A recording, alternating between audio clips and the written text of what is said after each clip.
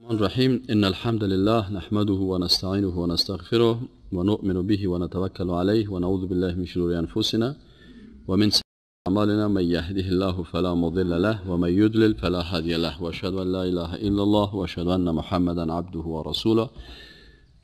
در چند هفته قبل ما بحث ما سر زمین توحید عبادات بود و توحید عبادات تقسیم کردیم که خود توحید الوهیت به دو بخش تقسیم میشه. در مجموع اول توحید به سه بخش تقسیم کردیم، گفتیم توحید ربوبیت یا افعال است و توحید الوهیت یا عبادت ها و قوانین است و قسمش توحید اسما و صفات بود. این شکل عمومیش.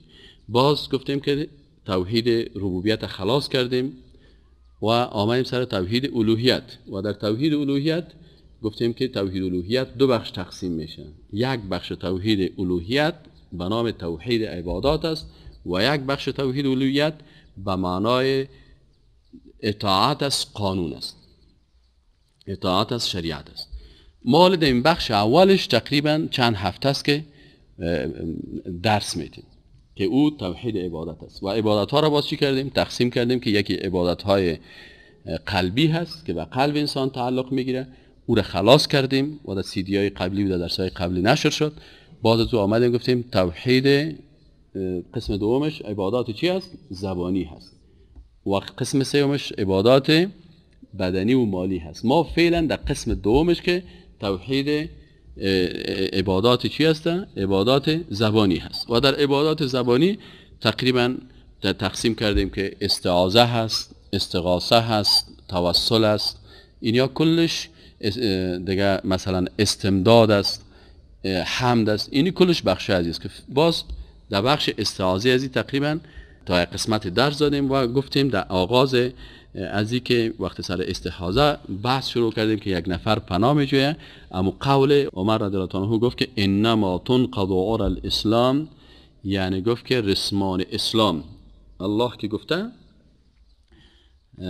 واعتصموا بحبل الله جميعا، چی گفته؟ واعتصموا بحبل الله. عمر رضی الله عنه میگه اینمی رسمان اسلام که است، اینمی میگه تار تار شده میره. فکرتان باشه وقتی که رسمان پونه میشه، تار تار میشه، چی میشه؟ از بین میره، تکه تکه میشه دیگه. گفت امیر رسمان اسلام چی میشه؟ اروتن چی مانا؟ انما تنقض عرى الاسلام. این قول عمر رضی الله عنه است. میگه که اینمی رسمان اسلام چی میشه؟ تار تار شده میره، یعنی از بین میره در بین امت اسلام.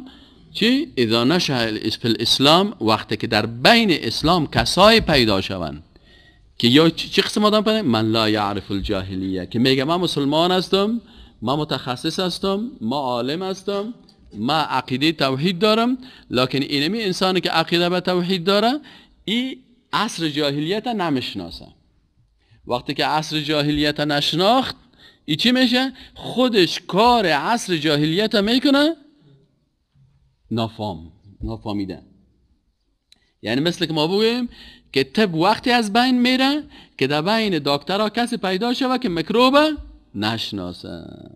پس دکتر بیچاره در میکروب دست میزنه، در ویروس دست میزنه، خودش میکروب نمیشناسه. این دوا که میته میکروب نمیشناسه، پس طب از بین رفت. اما او دکتری که مثلا مرض شناخت، میکروب شناخت، ویروس شناخت، او چی میکنه؟ او بر اونمو ویروس انتی ویروس میده، بر ازمو میکروب ضد از میکروب دوایش میده. آل میگه در اسلام عمر رضی الله عنه یک نسخه طبی بسیار خوب بر ما و شما داده که اگر در اسلام اتو نفرها پیدا شد که با عصر جاهلیت نمیشناختن، چی میشه؟ اسلام رسوانش تار تار میشه در بین از این مردم. این مردم اسلام نمیشناسه. پس به خاطر ازی که اسلام بشناسی، اول باید چی است؟ عصر جاهلیت بشناسی که جاهلیت چی مشکلات داشتن و خود از عادات عصر جاهلیت تخلیه کنی. وقتی که خود تخلیه کردی، پاک کردی، بعد از او اسلام. از این خاطر چی؟ در کلمه چی است؟ در کلمه اول تخلیه است. اول در کلمه چی است؟ تخلیه است. خود خالی میکنی از چی؟ میگه که لا اله. اول از الههای باطل خدا چی میکنی؟ خالی میکنی. لا اله وقتی که کل جرا نفی کردی، باز میگه که الا الله. آیت قرآن چی میگه؟ فمن یکفر بالطاغوت. اول به چی کافر شوی؟ به طاغوت.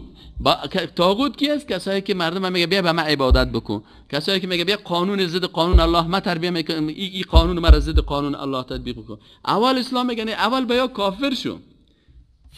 فمن یکفر بالطاغوت و یؤمن بالله، بعد از چی میشه؟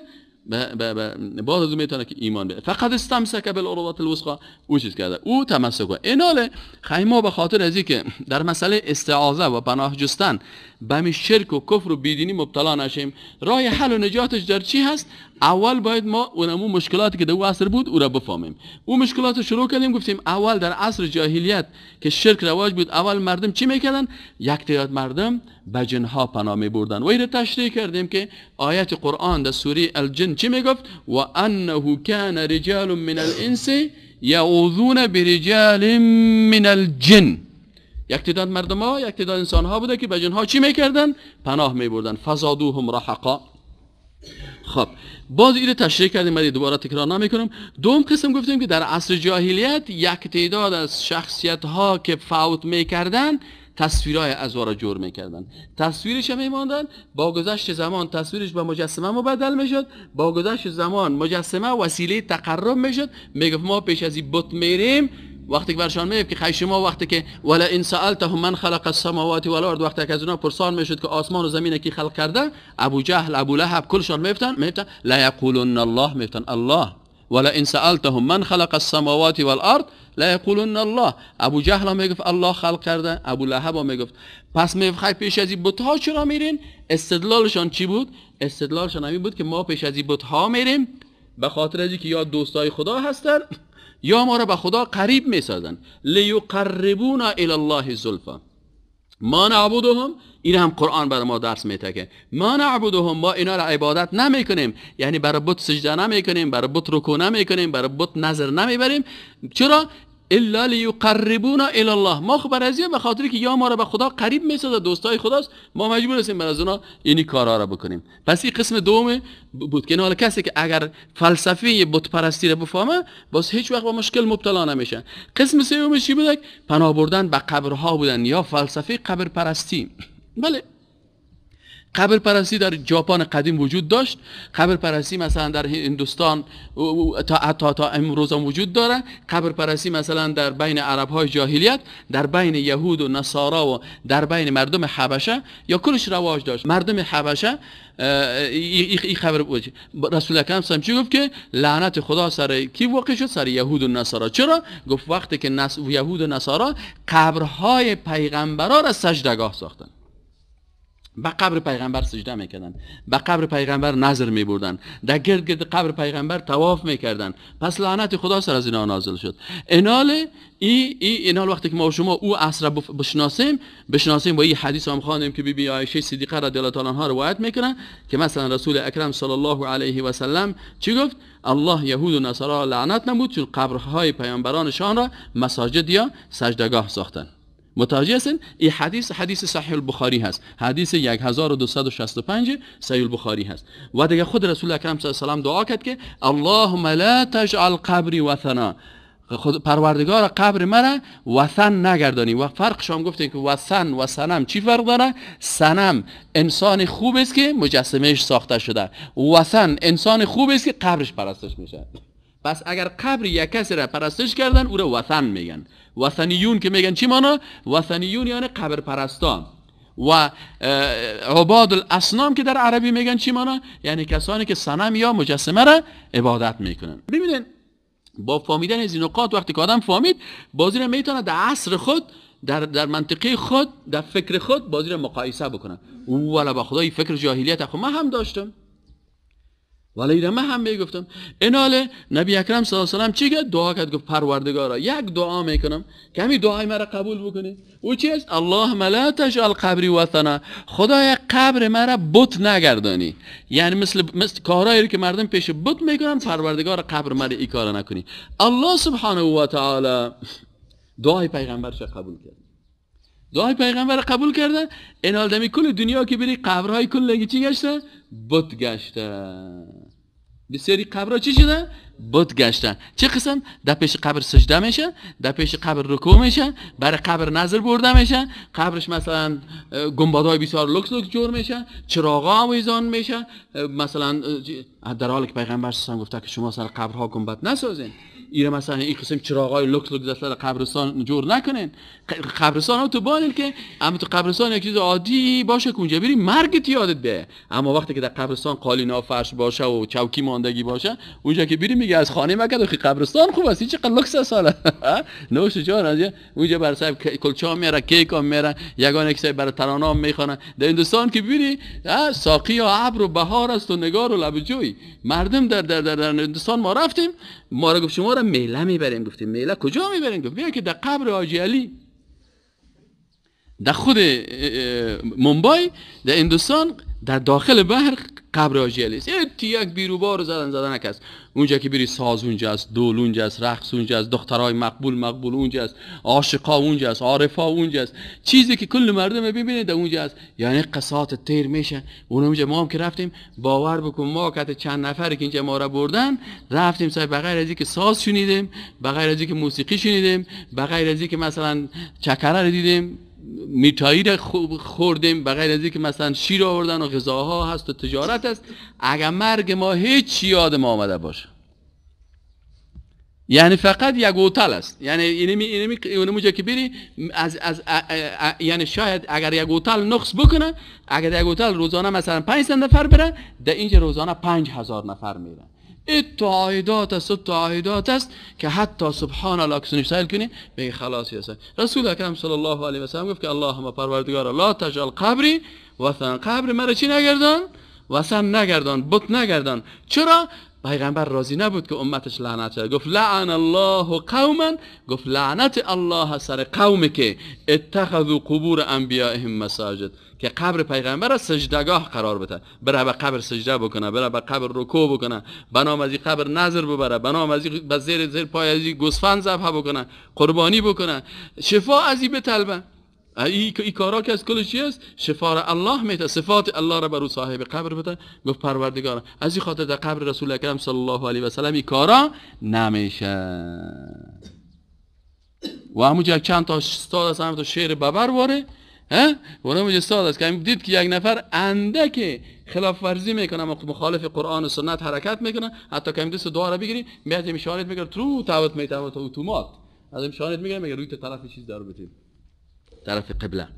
بعضی اوقات انسان وقتی کجا میره، خصوصا ما که میریم مثلا دوام رو خود یک مرتبه میریم و رسول اکرم صلی الله علیه و آله دوست داریم، جایش در قلب ماست، بسیار محبت داریم، در دروازه که میرسیم که بیروبار است که عرقای سر میکنن تا که میرسی، در نزدیک که دروازه که میرسی یک وقت آدم تو بیخی فراموش میکنه، باز قدرت خداوند و تو فکرت نمی باشه و فورا برات میفهمونه که نه برادر این کارا نکو، نه ستونش هم ماچ بکن، نه دروازه‌ش هم ماچ بکن، نه خدا پرتو، نه رکوع بکن، نه سجده بکن، فقط روی تا طرف قبله دور بده و چیز کن، دعا بکن. و ما همین قسم که روی ما طرف قبله دور دادیم و باز بعد از او گفتیم پروردگارا شفاعت رسول الله صلی الله علیه و سلم نصیب ما بگردن. نزدیک قبر که رسیدیم گفتیم السلام علیکم، سلام دادیم به رسول اکرم صلی الله علیه و سلم، سلام دادیم به ابوبکر صدیق، سلام دادیم به عمر خطاب رضی الله تعالی عنه. این که مثلا چه قسمی موبایلای الهی است که سلام ما را به پیغمبر صلی الله علیه و سلم میرسانه، اون دیگه مسائل غیب است. منتها ما اونجا که رسیدیم به طریق سنت مثل که صحابه کرام کردن، ما برشان سلام دادیم، بعد سلام روی خود طرف قبله دور دادیم و باز بعد از اون زیاد استادم نشدیم. چرا زیاد توقف کردن در پیش قبر این هم طریقه سنت نیست. یعنی از قبر چی کنه؟ مرور بکنی با بری یک جای دور و اونجا دعا و قرآن خواندن گپا هم سر قبر مشروعیت نداره. سر قبر قرآن نخوان، سر قبر دعا نکن، سر قبر زیاد چی نکن، اونم که دعای مسنونه را بکن به طریقه مسنونه. کار پیغمبر چیست که سر قبر میرفتن؟ گفتن اصل فلسفی سنت و طریقه سنت سر قبر رفتن چی هست؟ که انسان در سر قبر یک چند دقیقه گوشه بشینه، سنه مرده ها کلش فکر بکنه. سیکوی رسول الله صلی الله علیه و آله وفات کرد، سبحان الله ابوبکر صدیق، سبحان الله صحابه کرام، سبحان الله. در قبرستان که رفتی، حتی در قبرهای فرعون بریم زیارت کنیم، قبرهای مثلا در قلب شکان رفتی قبر ترکی رسید، ما روز رفتیم در اون قسمت پایان که شما میبینید اونو زیر مسجد اونو اون زیر مسجد نایب سالار عبدالوکیل است. این دستمکه است نه؟ این مسجد نایب سالار عبدالوکیل است. از این بالاتر این طرف که باز می اون زیرا کنون چیزا که معلوم میشه اون موتر سفید تیر میشه نه؟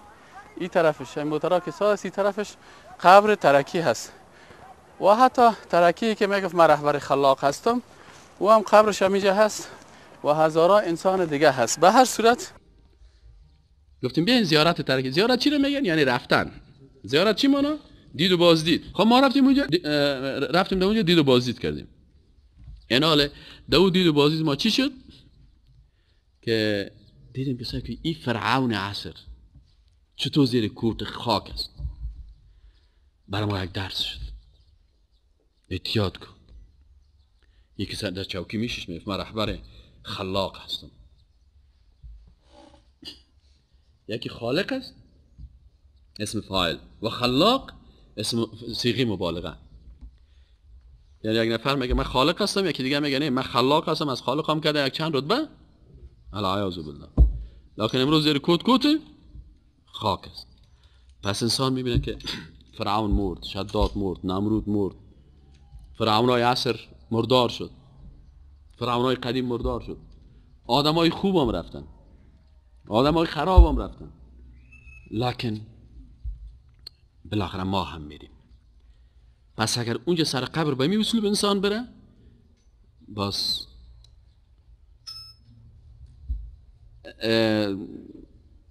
تو قصد گریه را نداری، اشکایت سر میکنه.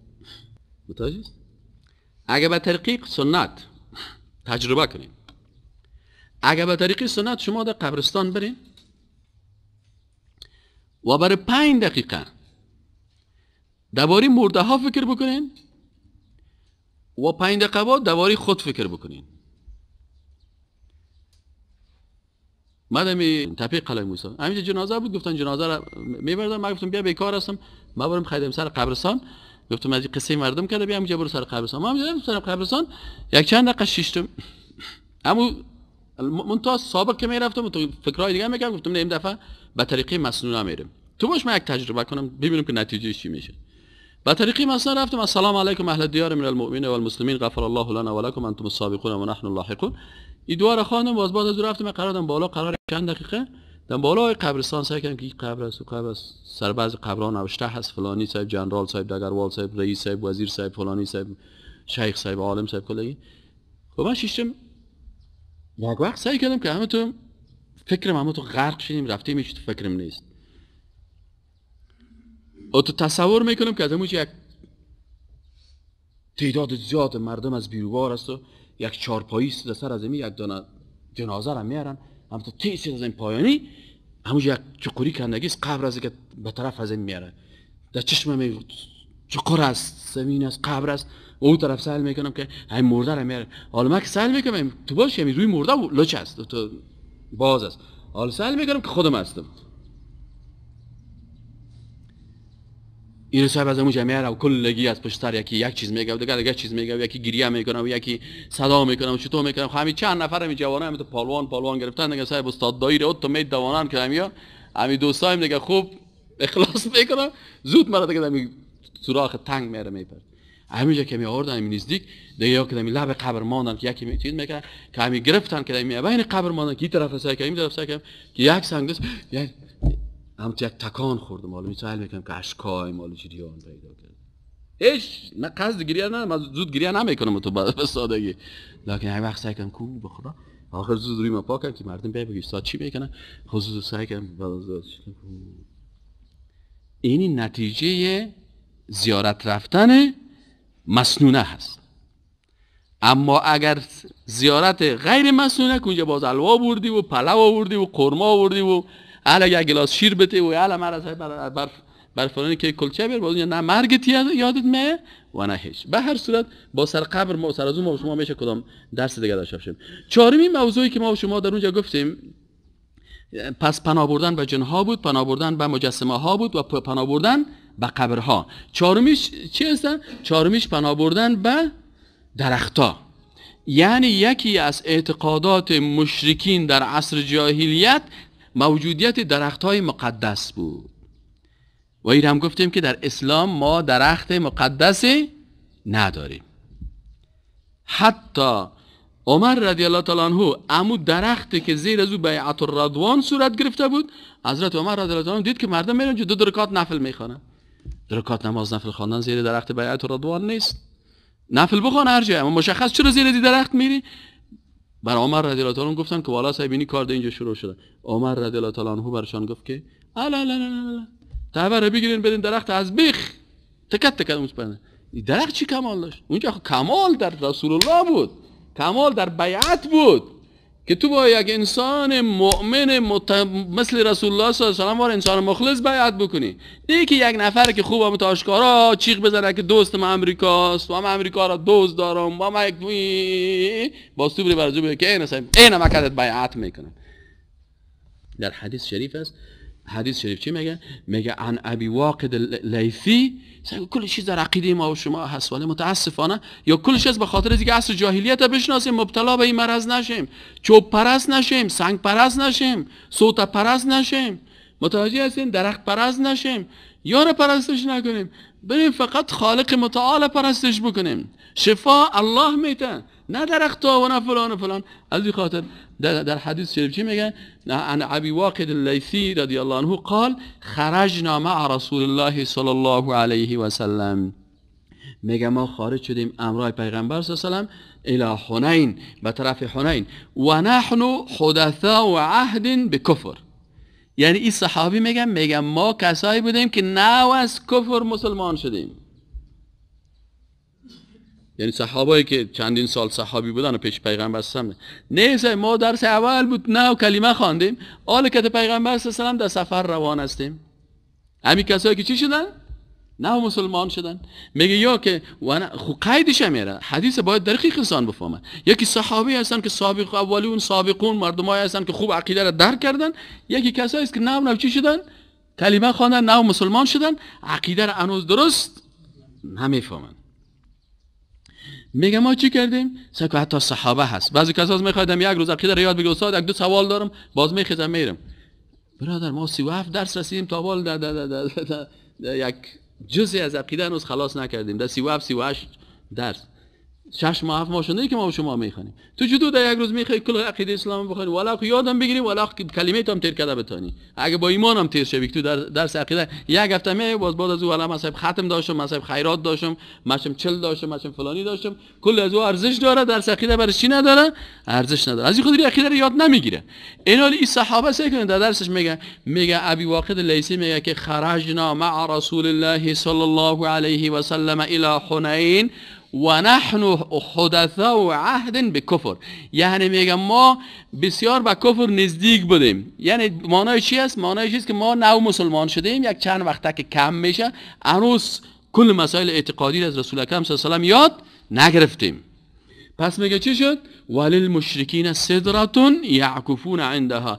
و میگم مشرکین تیر شدیم یک جایی سعی که مشرکین یک دانه درخت دارن، قرار دادیم پیش می درخت میان، قرار اعتکاف میکنن، قرار همینجا شیشتن یکی صلاح خدا ویزان کرده و یکی یک چوبک از میگیره باز گردن و شتک خدا ویزان میکنه، یکی یک شاخکش ماش میکنه و یکی صاحب گرد گردی طواف میکنه و یکی درخت بغل گرفته و یکی ماش میکنه و یکی این قسم. میگه ما یاد دیدیم و نحن حدثاء عهد بما بکفر وللمشرکین صدرة یعکفون عندها. یعکفون از عکوفه گرفته شده که اعتکاف ما و شما میگیم. یعنی مردم میرفتن اعتکاف خود کجا میکنن؟ پیش می درخت مشرک هستن، پیش می درخت قرار میشیشتن، چله میکردن، شو میبودن، روز میبودن، گردگردی طواف میکردن، گردگردی تار دور میدادن، تارایش گردن اشتکای خود منداختن، چوبکایش میگرفتن، چوبش میفتن مقدس است، یه رسای میبردن که اگه چوب زیر برید خانه بانی باز خانه گشتم نمیدرایا، اگه یک توت خاکش بری صاحب در خانه تو مار نمیدرایا، تو یک دفعه چوبش بیار مار بیای باز کارتا میکنه. بعد از ایگا پارا میشه و ینوتون به اسلحتهم اعتکاف میکردن. باز یگان وقتی که دلشان میشد یگان شاخش امو شمشیر خودم چی میکردن؟ دمو اویزان میکردن. خب یقال لها ذات انوات. سبحان الله، صحابه کرام چه شخصیتایی بودن، کل گپا رو بر ما آوردن ذکر کردن. یقال لها ذات انوات، میگه نام از این درخت ذات انوات بود، مثل کال به نام درخت شنگ. یک وقت پیش خانه ما یک درخت بود در قول اوچکان، بازش تو کار میادن زیر دیشی تیر میکردن. این بسیار خوب درخت است. خب به هر صورت یعکفون عندها و ینوتون به اسلحتهم یقال لها ذات انوات فمررنا بصدره. این صحابی مبارک میگه ما هم که پیغمبر صلی الله علیه و آله از پیش از این درخت تیر شدیم. فقلنا یا رسول الله صلی الله علیه و سلم و حالا ما هم خوش اومد یگان چیزا چه خوبی زنها گردگدادی شیشتن و چه خوب میله است و میله ارغوان است دیگه. یک زیارت بودم و قلاوچکان رو باز میله ارغوان میکرد، باز وسط از یک زیارت بود، باز زنها میامدن شکای خدای زیارت منداختن و شمع چالان میکردن این کارا میکردن. میله ارغوان است صاحب، زنها آدمو گرد قبرا میگشن چی میگشن. ما هم خوش ما میامد والا چه خوب سایل است، چه خوب گلمکا رو میوردن و دیگا میوردن چپ چه نمیوردن. حال میله بکو این گپ چرا درش داخل میکنی؟ خانه پر پلو. میله رفتن نقص نیست، اما اگه در میله تینی مسائل داخل کردی گپ میله رو خراب کردی. دیگه چی شد؟ میگه ما هم خوش ما آمدی. صحابی میگه ما خود عقیده رو نمیفهمیدیم دیگه، نه مسلمان شدیم از این خاطر. میگه فقلنا یا رسول الله اجعل لنا ذات انوات کما لهم ذات انوات. میگه ما برش گفتم ای پیغمبر سم برای ما میگن تا درخت نشان بده که ما هم بزیت از او یک ذات انوات داشته باش. فقال رسول الله صلی الله علیه و سلم، میگه رسول الله صلی الله علیه و سلم چی گفت؟ الله اکبر، الله بزرگ است و مردم. انها السنن، انها السنن، ای چی هست؟ ای روش ها هست. یعنی چه قسم روش هست؟ گفت والا اینما تو عادت مردم است. والذی نفسی بیده، قسم از به او ذاته که نفس ما به دست از او هست که هر وقت بخواه مرا روح ما قبض میکنه. شما هم چی کردین؟ ان قلتم والذی نفسی بیده کما قالت بنو اسرائیل. گفت قسم به الله هست که شما گفتین امو سخنایی را که بنو اسرائیل گفتن لموسی. برای کی گفتن؟ برای موسی علیه السلام. و چی گفتن؟ اجعل لنا الها کما لهم آلهه. اونا گفتن که برای ما هم چی کو؟ بت‌های بساز مثل که اونا چی دارن؟ بت‌ها دارن. یعنی قوم موسی علیه السلام برای موسی علیه السلام گفتن که والا سعی کنو دوگاه بت دارن. خیلی موسی علیه السلام برای ما هم یک بت بساز. خب خیر است و بتشان بت شرکی از ما بت ما بت خوب. برادر بت هر بتا که پرستش کردی بت است. هر کسی که به بت سجده کنه، هر کسی که به درخت سجده کنه، اونمو حکم از اونم مهره میگیره. بعد از اون میگه رسول اکرم صلی الله علیه و آله گفت که این چی هستن؟ اونمو سنن. در حدیث دیگه میگه که انها لسنن، اینمی میگه روشاست. لترکبن سنن من کان قبلکم سنتا سنتا. گفت شما به روش قدیمی ها میرین، یعنی اهل کتاب، اما تو اساسا روش های از اونها را شما چی میگن؟ با اون مرض های که اونا مبتلا شدن شما هم مبتلا میشین. چرا؟ به خاطر از اینکه هر قدر عصر پیغمبر دور شده میره، به اون اندازه مردم از قرآن و سنت چی میشن؟ دور میشن. در بسیاری مجلس ها جنجال میکنه، یک نفر گپ میزنه، یک کنیزه تو بود، یک پاچا تو بود، یک رئیس تو بود، یک حدیث نمیخوانه، یک آیت قرآن نمیخوانه. او جناب عالی، ما دین خود از کنیزک بگیریم، دین خود از پاچا بگیریم، دین خود از فلانی قصه بگیریم، یا دین از قرآن بگیریم، از سنت بگیریم؟ از این خاطر رسول اکرم صلی الله علیه و سلم گفت که شما هم مثل که یهود و نصارا دین توحید ترک کردن، شما هم به مرضهای از اون مبتلا میشین.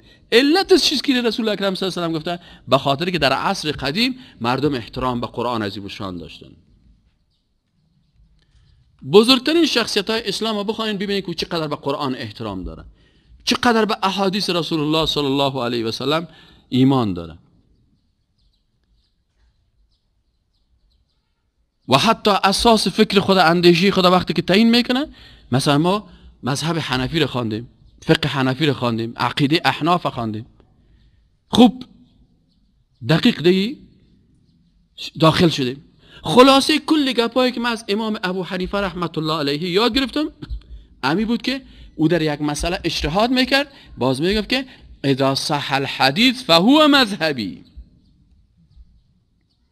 تو که پیرو ما هستی و او تابعی هست و شخصیت عالی هست، او میگه اگر من اینجا اجتهاد کردم، لکن فکرت باشه که تو که پیرو واقعی ما هستی، باید از سنت پیغمبر صلی الله علیه و سلم دور نشی.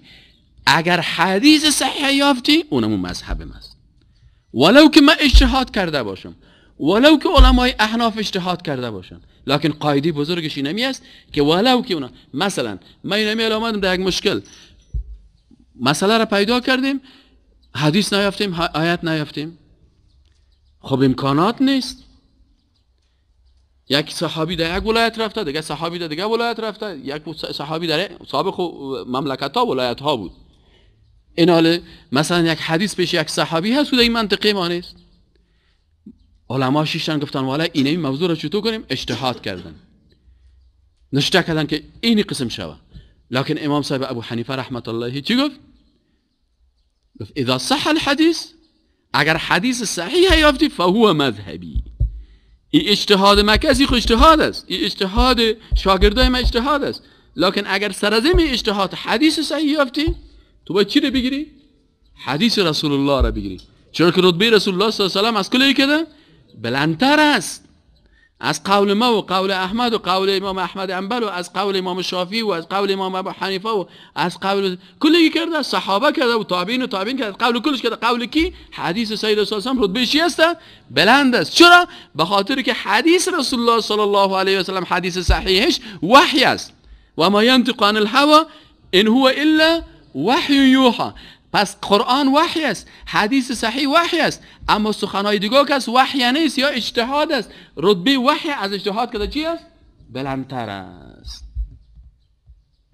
ببین چقدر اخلاص داشتن، چقدر ایمان داشتن. دعا کنیم بگوی پروردگار بر ما اخلاص مثل اخلاص امام ابو حنیفه نصیب کن، اخلاص مثل اخلاص امام مالک نصیب کن، اخلاص مثل اخلاص امام شافعی نصیب بکن، اخلاص مثل اخلاص صحابه و تابعین و تابع تابعین نصیب بکن. نه این قسم مثل که ما که اونا را سلف صالح میگفتن. و کی بودن؟ سلف صالح بودن. این دیگرها چی است؟ ما خلف هستیم. یکی سلف است، یکی چی است؟ خلف است. سلف گذشتگان، خلف آیندگان. این حاله اونا سلف صالح بودن. اونا به قرآن بسیار احترام داشتن، اونا به حدیث رسول الله بسیار احترام داشتن. عمر رضی الله تعالی عنه اجتهاد میکرد، مجتهد بود قبل از مجتهدین. ابوبکر صدیق مجتهد بود، عمر رضی الله تعالی عنه مجتهد بود. اما یک نفر میامد برش میگفت که عمر اجتهاد کرد در مسئله مهر زنا. مردم گفتن مهرها بسیار بلند شده، خانم ها مهر خود زیاد تعیین میکنن، بسیاری مردا نکاح کردن نمیتونن. عمر رضی الله تعالی عنه برشان گفت که مهر دانا چطور کنین، کم کنین، چطور کنین؟ یک زن خیس برساد. عمر تو یقه نداری، تو یقه نداری. چرا؟ گفت به خاطر که آیت قرآن میگه که اگر یک قنطار ذهب یک کوت طلا هم کس برای خانم خود مهر بده، کس حق نداره که او را چیز کنه. تو چطور یه حق برات میگیری؟ عمر رضی الله عنه گفت اوه اصابت المرأة و اخطا عمر. این زن درست گفت، ما غلط کردم. الله اخلاص عمر نصیب ما بکنه که وقتی که حدیث رسول الله صلی الله علیه و سلم میشنویم بگیم اصاب رسول الله صلی الله علیه و سلم انا اخطأت. سیز گپ پیغمبر، گپ ما غلط است. سیز قول پیغمبر در سرم گرفتم، اوزو پردن قول مرد. از این خاطر هر چهار علمای مذهب، هر چهارشان به اساس اخلاص خود همین درس بر ما دادن. باور بکنید ما یک استاد داشتیم بسیار فقیه عالم با تقوا بود. گفت بچه‌ایم نصیحت از هر چهار مذهب ما براتون میگم گوش بگیر. نصیحت هر چهار مذهب بفرمایید. امروز ما براتون من حیث استادتان براتون نصیحت میکنم. ما برای شما نصیحت میکنم که نصیحت هر چهار علمای مذهب چی است؟ اونا میگفتن که وقتی که حدیث صحیح یافتی سخنای ما را در دیوار بزن. چی بود نصیحتشون؟ حدیث صحیح، حدیث صحیح ثابت یافتی سخنای ما را چی کن؟ در دیوار بزن. چرا این گپا میگفتن همین چهار عالم بزرگوار؟ باور بکنید چهار عالم به اندازه علمیت داشتن که اگر استاد دایی 50 سال دیگه هم درس بخونه به اندازه علم از اون نمیرسه. آنقدر قرآن هم میفهمیدن، آنقدر حدیث هم میفهمیدن، آنقدر فقه هم میفهمیدن که اگر من 50 سال دیگه بخونم به خاک پای از اون نمیرسم. لکن و با اونم قدر علم خود، اونم قدر اخلاص داشتن که میگفت که اگر حدیث صحیح یافتی هر چهار علمای مذهب قول ما رو چی کن؟ در دیوار بزن. یعنی پشت گپ من نگرد که فلانی تو گفته فلانی تو گفته. بگو حدیث رسول الله صلی الله علیه و سلم اساس است، اصل است، وحی است. چرا که رسول الله صلی الله علیه و ما ینطق عن الهوى ان هو الا وحی یوحى. وحی است. که حدیث پیغمبر تکرار کردن که وحی الهی است. کلام الله هست. تو ما در مقابل از او گپ بزنیم؟ والا من نمیتونم. والا ما که منزلت و مقام حدیث رسول الله صلی الله علیه و سلم میفهمم. 30 سال است که ما در این باره تحقیق کردیم و درس میخوانیم. در این 30 سال ما اینم یک ادب یاد گرفتیم که او ادب است با قرآن و ادب است با سنت رسول الله صلی الله علیه و سلم. من جرأت کردن نمیتونم که یک نفر یک سنت یک حدیث برای من سند بگوید و ما بگویم که من این تو نظر دارم، من نظر ندارم. والا من تسلیم است. از همین خاطر بسیاری وقتا یگان تو سر من خنده میکنن، فکرتان باشه، میگه استاد دایی در مقابل هر کس چپ میشه. من در مقابل هر کس چپ نمیشم. من در مقابل آیت قرآن و حدیث رسول الله گپ زدن نمیتونم. اگر یک بشه که 10 ساله برای من بگوید که اینی حدیث رسول الله هست، من تسلیم شدم. یک روز بشه که من رفع الیدین میکرد، گفتم بیای رفته رفع الیدین یاد گرفتم. او بشه چی میکنی؟ من رفع الیدین میکنم. من به خاطر اینکه بعضی مردم هست گفتم میره کدام کس لط نکنه، کدام کس چیز نگویه. من گفتم او بشه تو میری بعضی کساس مردم ها یک ذره تعصب دارن. گفت پدر حدیث رسول اکرم صلی الله علیه و سلم است. من حدیث خواندم که رسول الله صلی الله علیه و سلم رفع الیدین کرده. چی میگی؟ ما گفتم چیز نمیگم. السمع و الطاعة لله و لرسول. ما تسلیم شدم. بند افتادی؟ بله بند افتادم. من برای دو بچه بند نفتادم. من برای بچه که 10 سالیم 12 سالیم یا 13 سالیم بند نفتادم. ما به قول رسول الله صلی الله علیه و سلم بند نفتادم. اگر کس حدیث پیغمبر بگوید من در مقابلش گپ زدن نمیتونم، ولو که مرا بگه که استاد دایی تنبل است، جاهل است، بیعقل است. بله در مقابل قرآن و سنت جاهل است. در مقابل قرآن و سنت من دلیل ندارم. در مقابل قرآن و سنت من تسلیم است. یکی کس میگه یا نمیگه به خاطر ازی که در مقابل قرآن و سنت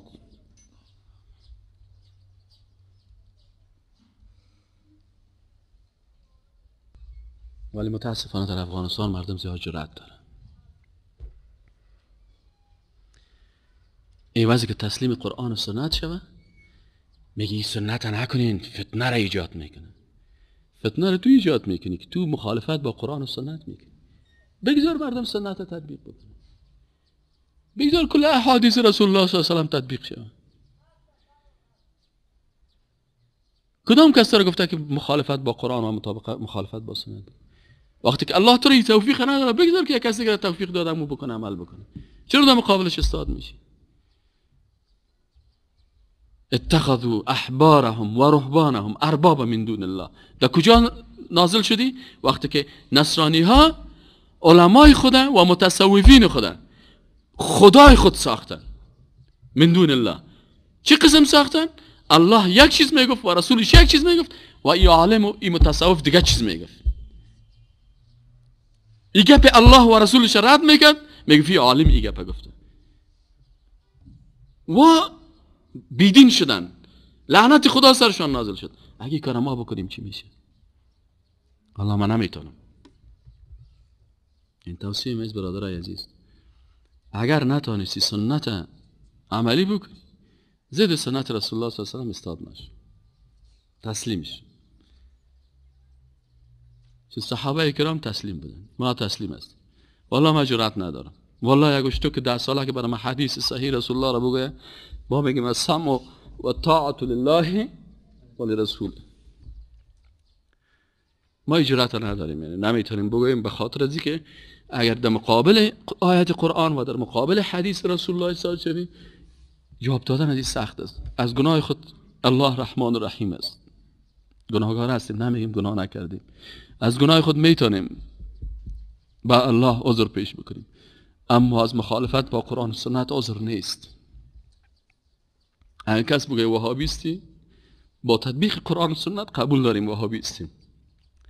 اگه بگی کافر هستی، اگه با تطبیق قرآن و سنت کافر میشیم، تطبیق قرآن و سنت قبول داریم هر چی که میگه. اگه بگی تروریست هستین میگیم صحیح است. اگه بگی افراطی هستین، با تطبیق قرآن و سنت هر اصطلاحی که بر ما بگه او را قبول داریم، اما مخالفت قرآن و سنت قبول نداریم و نمیتونیم در مقابل از استاد شیم. اینمی جرأت ما را اینمی 30 سال درس از پیش ما گرفته. نتیجه درس 30 سال ما اینمی است، اینمی جرأت از پیش ما گرفته. ما در مقابل قرآن و سنت با هیچ کس دلیل گفته نمیتونیم. ولو که یک طفل 10 سالم بگه برش ما تسلیم هستیم. در قرآن و سنت ما چیز نمیگیم. مانع تطبیق سنت کس را نمیشه. سه درس که من از استاد امروز برداشت کردم همیست که ما دین اول درست یاد بگیریم. اگر دین درست یاد نگیریم به نام دین هر کار را کنیم و به فکر ما که او ثواب داشته باشه، در حالی که او مطابق طریقه پیغمبر صلی الله علیه و سلم نباشه، جز ماندگی و خستگی، جز وقت ضایع کردن دیگه چیزی نمی باشه. پس هرگاه ما میخوایم که ثواب کنیم و یا ایست که امر الله و پیغمبر را عملی کنیم، ما اول باید دین درست یاد بگیریم، عقیده خود درست بسازیم. ما نمیفهم که همین قول درست باشه یا نباشه. میگه حضرت عثمان رضی الله عنه را وقتی که شهید ساختن به نام ثواب شهید ساختن، یعنی گویا که ما ثواب کردیم. ببینین یکی از خلفای راشدین است شهید میسازن، اما وا فکر میکنن که ما ثواب میکنیم. چقدر جفا میکنن. امروز در جامعه ما بسیار مردم است که از سر شب تا صبح زحمت میکشن، اما وقتی که عملشان با حدیث پیغمبر صلی الله علیه و سلم ما ارتباط بدیم هیچ جای نداره در حدیث و نه در مذهب. به او خاطر ما اول درست دین یاد بگیریم. وقتی که دین یاد گرفتیم عمل کردیم باز بر دیگه برسانیمش. اگر ما دین یاد نگیریم و طریق پیغمبر صلی الله علیه و سلم نفهمیم، بر دیگه بگوییم، از دل خود جور کنیم، او را به نام دین پیش کنیم، به عوض از اینکه ثواب کنیم ثواب پیش خداوند مسئول می باشیم. یک مسئله دیگه که استاد بسیار اشاره کرد همیست که ما باید از بر ما یک استاد ما میگفت درس میخوانیم، او میگفت استاد بر ما میگفت که کوشش کنین که همین مذهب پیش قرآن و حدیث ببرین. این قرآن و حدیث پیش مذهب نبرین. شاید در ذهن باز مردم تو پیدا شود که مذهب مخالف قرآن و حدیث خو نیست. ما نمیگیم که مخالف است، اما اگر قول یک امام چون عالم بود از علمیتش بالاتر دیگه مقام نداشت، متقی بودن، پرهیزگار بودن، عالم بودن، مجتهد بودن، اما اگر از قول از یا که یک حدیث پیغمبر صلی الله علیه و سلم بالاتر می باشه، یعنی حدیث وجود می داشته باشه در مقابل از قول از یا، ما باید از که اول حدیث بگیریم. پس مذهب پیش حدیث ببریم، پیش قرآن ببریم، نه ای که اگر مذهب یک قول می داشته باشه ما ببریم پیش حدیث پیش از مذهب. اگر مذهب تاییدش کرد خوب، اگر نکرد باز حدیث ما ترک کنیم یا قرآن آیت قرآن شریف ترک کنیم. بهتر است که ما مذهب پیش حدیث و قرآن ببریم. اگر همین سخن امام اعظم صاحب امام مالک صاحب امام شافعی صاحب امام احمد حنبل رحمت الله علیه و یا از دیگر علما با می حدیث پیغمبر صلی الله علیه و سلم مطابقت داشت، اهلا و سهلا باید بپذیریمش. و اگر نیک نداشت انسان است، شاید ما نمیگیم که اشتباه نمیکنه. بیشتر استاد مثال داد حضرت عمر رضی الله عنه و حضرت ابوبکر صدیق رضی الله عنه، جز پیغمبر صلی الله علیه و سلم در امور دین و میگه که ما در امور دین از ما اطاعت کنین، اما در امور دنیا با کار خودتان عمل کنین، برای خودتان عمل کنین.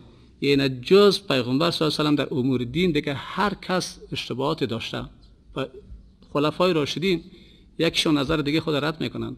در بسیار جاها دیده باشین که حضرت عمر رضی الله عنه یک چیز میگه و ابوبکر صدیق رضی الله عنه او را تصحیح میکنه. در اون وقتی که وفات رسول الله صلی الله علیه و سلم بود، حضرت عمر رضی الله عنه آمد وقتی مردم میگه که رسول الله فوت کرد، میگه کس گفت که رسول الله فوت کرد گردنش میزنه. باز ابوبکر صدیق رضی الله عنه میگه عمر متوجه باش، اگر کس خدا را پرستش میکرد خدا زنده است، اگر کس پیغمبر را پرستش میکرد بله پیغمبر صلی الله علیه و سلم فوت کرد و ما آیت قرآن شریف میخونه. پس به او خاطر برادرها دین درست یاد بگیریم. اگر درست یاد گرفتیم مزد شام امیدوار باشیم که ان شاء الله ضایع نمیشه. اعوذ بالله من الشیطان الرجیم. بسم الله الرحمن الرحیم. از این درس مایی را یاد گرفتیم که دمی جمعه پیش ما خوست رفته بودم. باز اوجا در کامپیوتر یک فیلمبرداری را پیدا کردم که یک بیادر ما با یک اندو کلمه را یاد میداد. میگفت که تو مسلمان شو. و بیادر ما خودش کلمه را یاد نداشت. خودش کلمه را یاد نداشت، با اندو کلمه را یاد میداد. حالا بعض مردم است که خوب نماز میخوانند، خوب در مسجد میشینند، خوب در چی میکنند.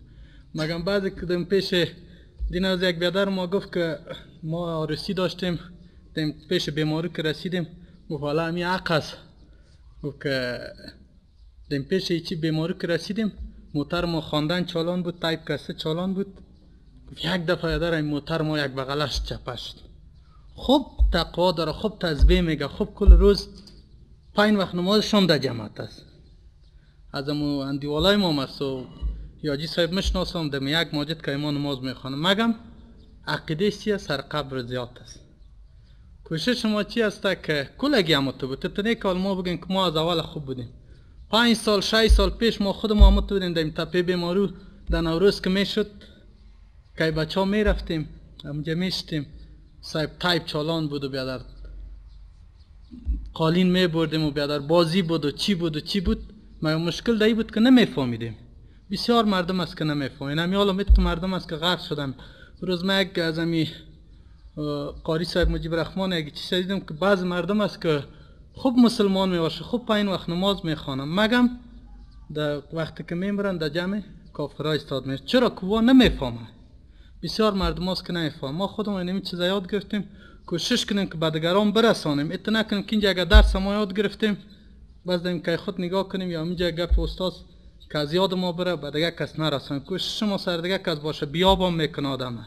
چندین دفعه دمی سرکی میدان هوایی بسیار مرا توهینام کرد. مگم من مشکل ندارم. او روز یک طرف مسجد روان بودم، نماز پیشین بود، یکی را صدا کردم گفتم بیای که وقت نماز است. از پشت ما بسیار یک صدای بیادبی کرد. ما پس برش در خوردم. بعد از نماز گفتم من مشکل من این نیست که تو مرا دو زدی یا کدام گپ چتی زدی. مشکل من این است که دایت نشه روز قیامت پیش رسول الله صلی الله علیه و شرمنده باشین، روی نداشته باشین. سر از امو ما می کارم میکرد. ما دایی خفه نمیشم که یک نفر یا کدام چتیات دودی از پشت ما صدا کنه. صرف دایی خفه میشم که شما تو نشه که از بین بری. کوشش ما این باشه که کدام درس یاد گرفتیم بعد دیگه بیادرای ما برسونیم و کوشش کنیم که در درس برادرای ما رو بیاریم. بسم الله الرحمن الرحیم. خدمت جناب استاد و تمام حاضرین السلام علیکم و رحمت الله. موضوعی که ما امروز صحبت شد از بخش توحید. توحید به 3 بخش تقسیم میشه: بخش ربوبیت که مربوط به افعال، بخش الوهیت و همچنان بخش اسما و صفات. بخش الوهیت به 2 بخش تقسیم میشه. یکی همون بخش اول از او که توحید عبادات و بخش دوم اطاعت از شریعت و قانون خداوند جل جلاله. توحید عبادات به 3 بخش تقسیم میشه.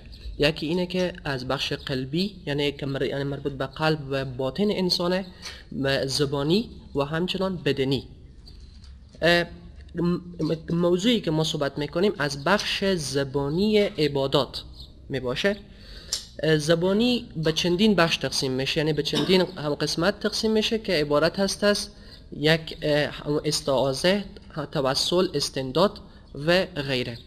که از جمله استعاذه صحبت شد و حالا طوری که حضرت عمر رضی الله تعالی عنه میفرمایند در از بخش استعاذه که میفرمایند زمانی که یعنی همون ترجمه از همون صحبت اینا بیان میدارم، ای که خود ریسمان اسلام تار شده میره و یعنی همون کس همون از جمله یعنی مربوط به آیه واعتصموا بحبل الله جمیعا میشه، یعنی که همون ریسمان اسلام تار شده میره زمانی که در بین امت اسلام کسانی پیدا میشن که آنها بیان میدارن که ما واقعا یعنی مسلمان واقعی و عقیده درست داریم، ولی آنها جاهلیت نمیدانند و ناآگاهانه